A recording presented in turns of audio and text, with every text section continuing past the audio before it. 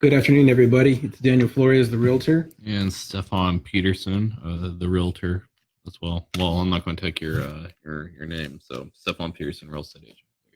I'm a real estate agent as well, There you though. go. Yes. So, Yeah, we're both realtors. realtors or realtors? Real. How do you say? I like saying realtors. People Just get so mad when you say realtor. Some people they, get upset. they really do get upset. I mean, it's actually funny. It's kind of pecans and pecans. You know. I've never had a pecan pie. I'll tell you that. Really. Yes. But we're Pecan. live. We're going to be discussing some real estate stuff. We're going to goof off a little bit, test out our new equipment. Uh, Stefan actually went out and bought a Blue Yeti X microphone as well. So this is his. This isn't even mine. It's sleek, man. It's really nice. Yeah. I like it a lot. Well, What's uh, happening today? okay, so I do have we were doing cold calls, right? So we did that. We have a 30-minute video, and that was amazing. Now I do have a topic I want to talk to you about, discuss with you about, and see what your thoughts are. Okay. You ready? Well, yeah, we're live in the office in Cedar Hill. We got a few workers in here, but so overall, Yeah. it's pretty quiet place. But we're doing we're doing this for your enjoyment, for you to learn something new from us. But at the same time, there may be a little background noise here and there. So Yep. just Okay. forgive us for that, please. So here's what here's what I want to talk about. Do you agree with this, or what are your thoughts on this? Why you should choose an agent close to home? So, taking let's talk about taking listings that are far away. Okay, let's set a parameter. Let's say 2 hours away, right? Mhm. Right now we're in Cedar Hill.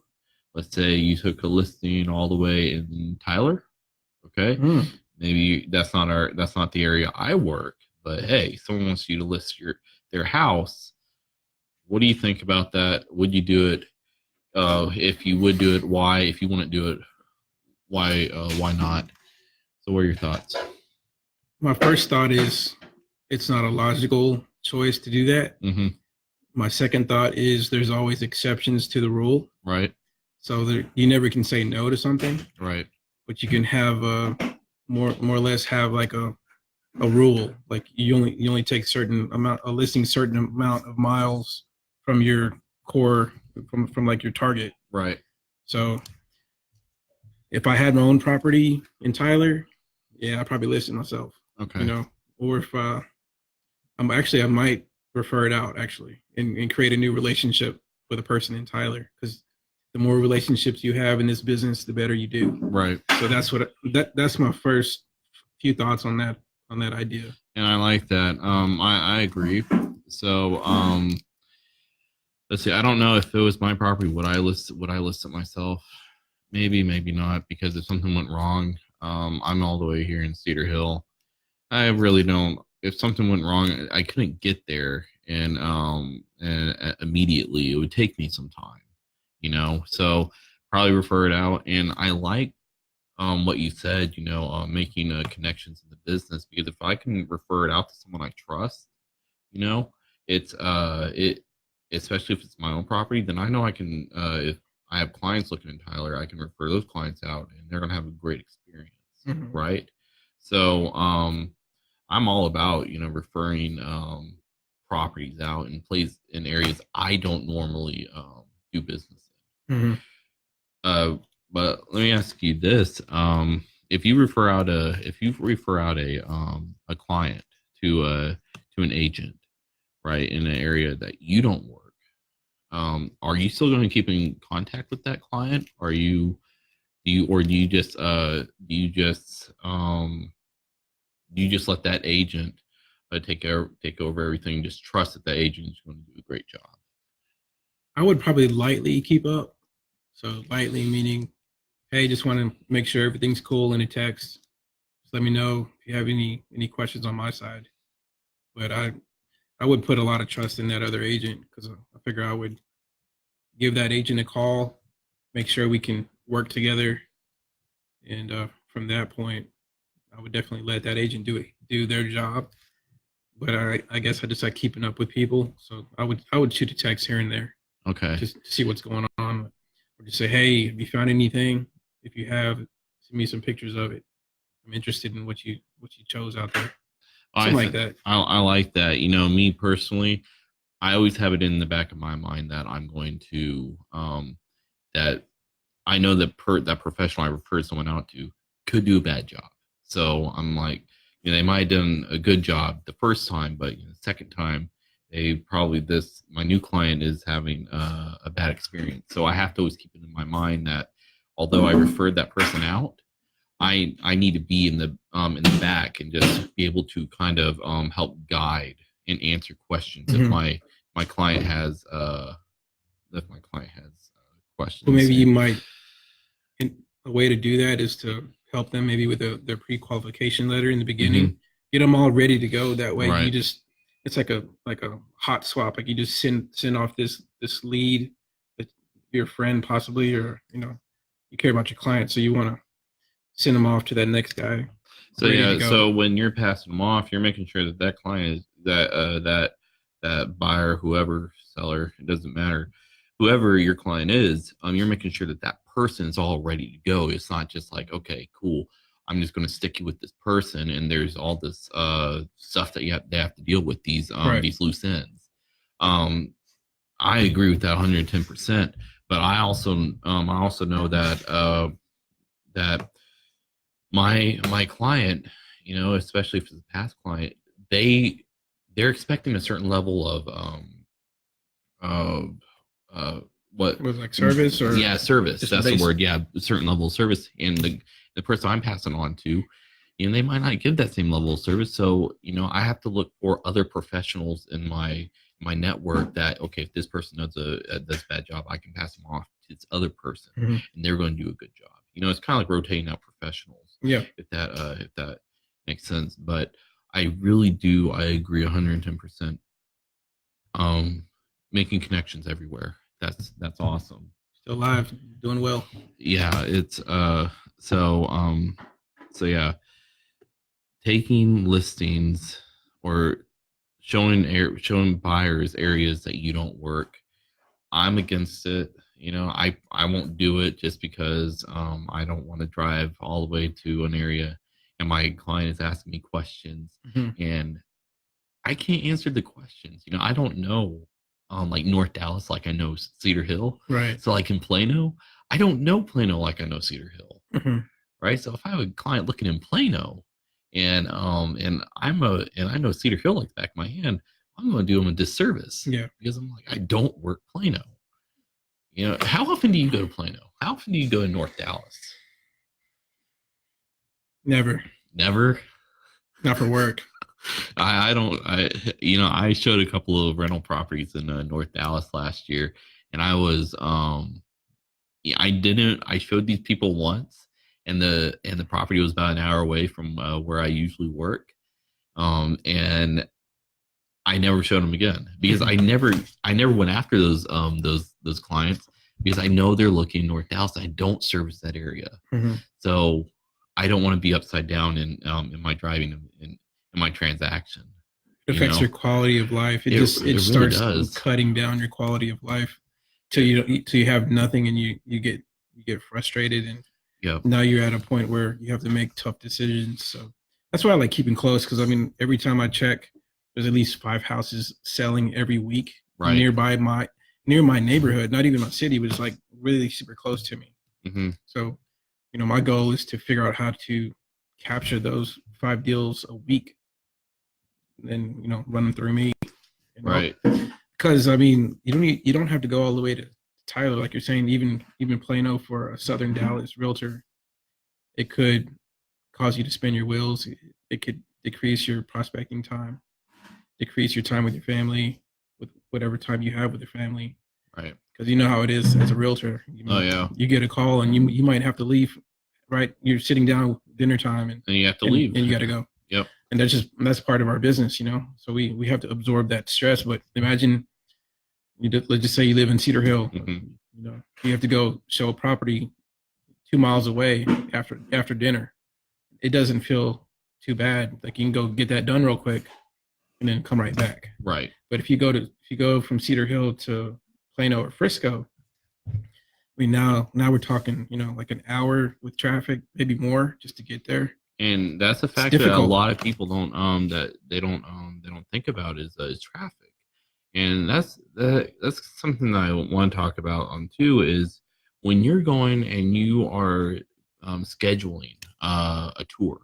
Okay, you're going to show a bunch of houses. Traffic does play a factor. So when so you have to get. I don't know how you schedule tours. I usually go on Google Maps.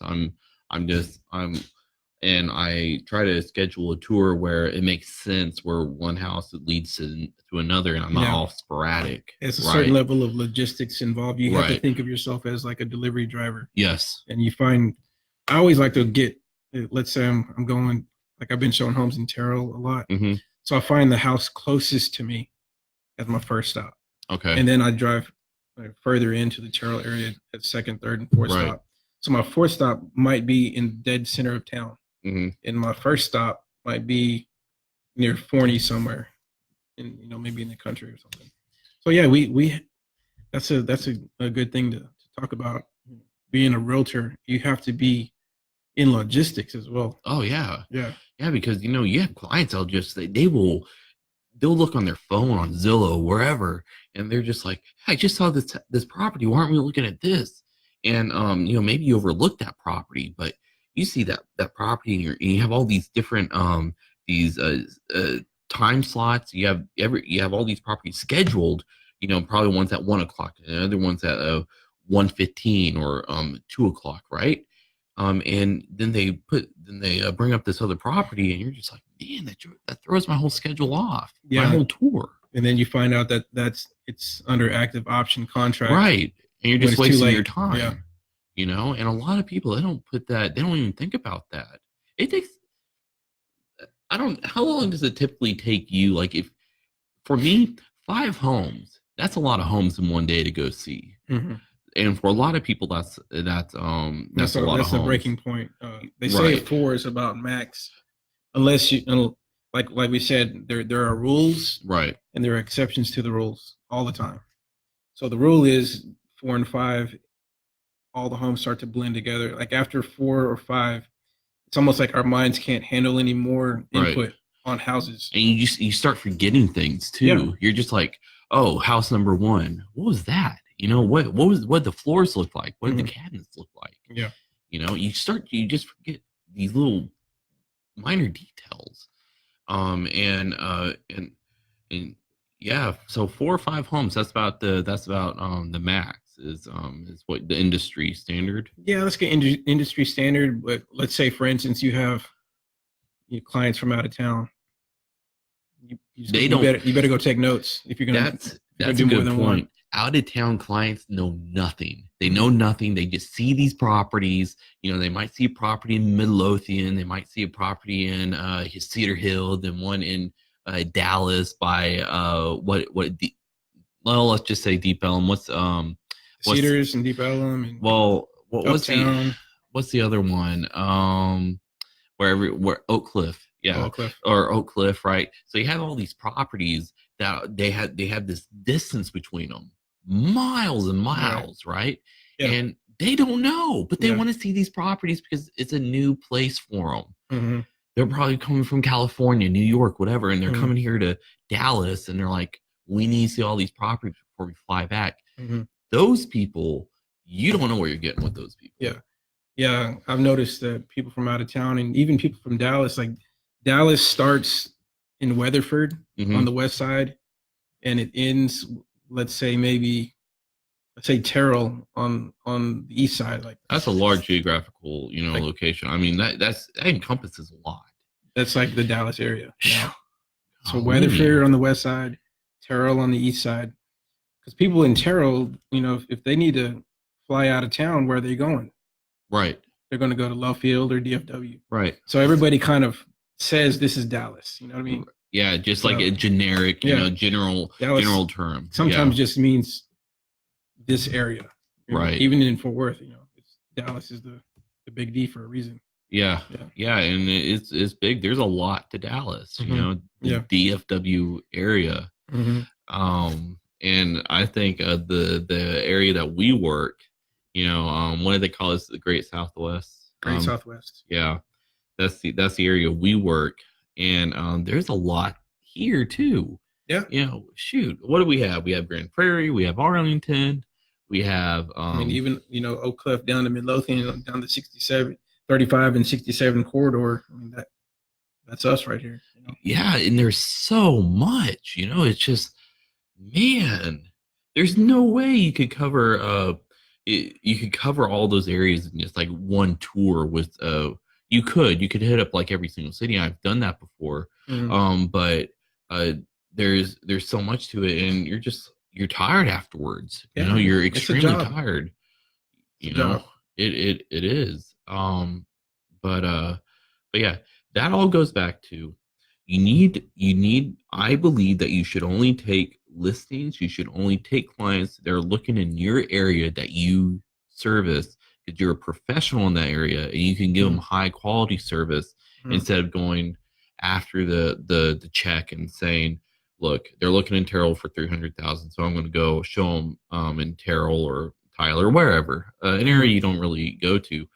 Let's just say Tyler. And I it gets to the point to where, are you really doing them the best service that you could do? Still alive. Yeah. I So got to check every once in a while. you gotta check you're like, oh, what are we Yeah. doing? Just make sure there's no questions coming in. Right. Um, Yeah, on sellers, it seems like it's a better strategy to have. I think they call it hyper local marketing, where you're just yeah. literally hitting up your neighborhood and your city. Yes. So that's the best thing to do. And of course, the next best thing to do is go about 10 miles out, 15 miles out. I even think it's almost like after 15 or 20 miles becomes I wouldn't say a burden, but it becomes the stress increases Right. as you get further away from No, your I target market agree. that you I work. agree. It's very stressful, Mhm. especially if I've had this happen before. I'm showing a property in a market that I don't typically service, in an area I don't typically service, and I can't get into the property, you know? And that's Mhm. super stressful because Yeah. look, you just drove, Hmm. an hour, like, let's say 30 miles, right? 30 miles is no picnic. Hmm. So you just drove all that time. He can't get into the property. Hmm. You and your client both wasted gas. But as a professional, and you can't get into the property, I understand things happen, and you don't really know the agent, or you don't have those that relationship professionally with that listing agent or whatever. It kind of looks bad on you, Hmm. you Yeah. I know. mean, you ultimately get blamed, and Yeah, you have to accept that. yeah, and your client is disappointed. They really, and this stinks. That's the one property when you can't get into a property, and that property is an hour away from where you service or wherever. They want to go back to that property later. Yeah. Like, can we get into that property later? Yeah. In the service industry, we call those go backs, and that's where you lose all your money in the tech industry. Oh man, and it's usually those properties in so my experience, those properties are properties that they hate, but Yeah. they want to see it because they couldn't see it at that time. And they're not going to go with that property. A lot of times they don't go with that property. They hate it.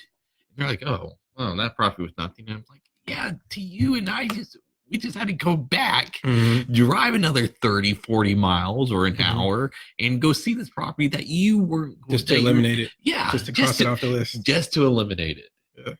Yeah. And that is what I call a burden. That's just like, Yeah. Yeah.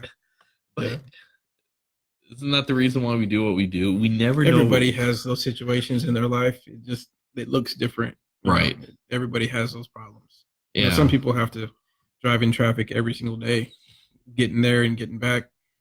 For us as realtors, we pick where we work in a way. Right. So that's the beauty in it, but there's a challenge in it as well, because you have to do a lot of work to become like an industry leader for your area. You Yes. have to do the cold calls like we did earlier. You have to write the notes. You have to do the open houses. You have to make those relationships happen. You got to build the relationships to become somebody in your area. You do, and if you're not willing to build those relationships, if you're not willing to work, if you're not willing to hustle, you know, I was, yeah, I'm really big in the Bible and all that stuff. Well, even when you're reading the Bible, God says you have to work. You have to work out your relationship with God. You have to work at everything. So if you're not out there working, rubbing shoulders, with other professionals, showing homes, doing cold calls like we're doing, you can't expect a check just to fall into your lap. You have to work at that check to manifest itself, and then it will come. So, I believe you have to hustle. Yeah. It's hard. Yeah. It really is hard. Jesus worked hard. Yeah. I was looking at my notes. I'll pull them out here. I read this morning Ephesians 4, and all I put was he descended and ascended.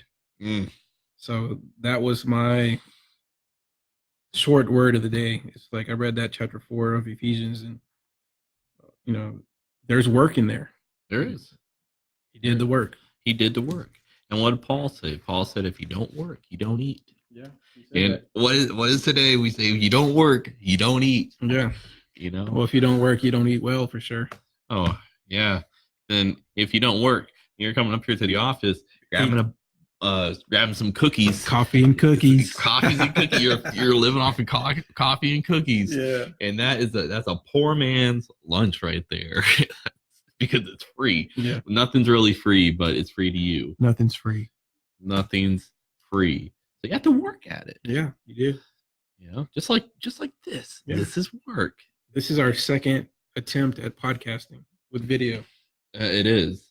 And some people. You have a few notes, don't you? A little bit. Oh, yeah. I had that one. Yeah. Now we're off script. Now we're just chatting. Yeah. Now we're just talking real estate. Just chatting, just shooting the breeze. Yeah. Talking about good things though. Yeah, great things. We had a great. We met Anthony, or I met Anthony for the first time. Yeah. And for all y'all, if you don't remember Anthony was the guy that he just popped in and he said hello. And great guy. Yeah. And so he's going to share with us about some stuff, how we can rub shoulders with builders and everything. That'll be great. So I think today has been a productive day. We made calls, and it'd be better if we had closings, but we have stuff coming up. Yeah. You got to plow the ground before the seed sprouts. Right? Yep. Before you can reap the harvest, right? Yeah. You gotta plant the seeds in order for the harvest to come. Yeah. Plant seeds every day. Yeah. What else should we talk about before we press end on this live video? We should talk about the fact that it is you're going to be celebrating your wife's birthday. Yeah. So she's working, so it's going to be difficult. But we like to do. I had this idea of. I call it boring vacations. Boring vacations. Yeah. Okay. And this might be a good thing to talk about, but everybody goes out to big places for their vacations, right? Let's go to Disneyland, Disney World. Let's go. Now, if you're going to New York City, I'm down. Okay, yeah. Like if you're going to LA, I don't know. I may want to go to LA once, but not really. There's stuff to see in LA. Yeah. Like the beaches seem to be cool. Yeah, I wouldn't want to live there, but I would totally visit. Yeah. So boring vacations is the total opposite of that. And boring is probably not the right word, but we're going to go to Hico, Texas next weekend. Never even heard of Hico, Texas. It's only about an hour and a half south of here, down 67. Kind of like the start of the hill country on the north side. Oh, wow. So it's just a pretty little ranch town. A lot of hunting, pretty cute little downtown area. Got a few people moving in. There's like a coffee shop, bakeries, chocolate factory of some sort. Just all kinds of bed and breakfasts all over the place. We're staying in a little hotel above a store in the old downtown. Wow, that's cool. So we're gonna go Friday afternoon. Check in. There's a Meridian State Park. We're gonna go hiking on Saturday. It's gonna be amazing. Yeah. So we're looking very forward to that. Wow. How did you come across that town? Remember how I told you I'm obsessive yesterday with Yeah. things? Well, that I just get obsessed with figuring out like all these what are all these little towns south of us, and Heiko just kind of stood out. Heiko to me could be like our version of Marfa, Texas. Have you heard of Marfa, Texas? No, I haven't heard of Marfa. So Marfa is it's out in the southwest near Big Bend, Yeah, like Big very Ben, close to yeah. Mexico. Hmm. So I think like in the 1940s, like a multimillionaire art guy from New York City wanted to like just move away from the city, so he came to Marfa, Texas, and built amazing stuff. So if you go to Marfa, it's just full of like hippie people that love art. So it's a I think Heiko. I don't even know if I'm saying it right, but Hiko. Yeah. It seems like it has a lot of future value to me. I can see building some tiny homes, like tiny weekend homes for people in Dallas to just drive an hour and a half Just south get and away. just get away. I You think get it'd away be for a weekend or whatever. Yeah, I think that's you bring up a good point. Like Texas is such a great state because you have all these different places you can Mhm. go and visit. I was telling my wife, there's a place where you can cliff jump if you want to cliff jump. You know, Yeah, there's Lake a Whitney.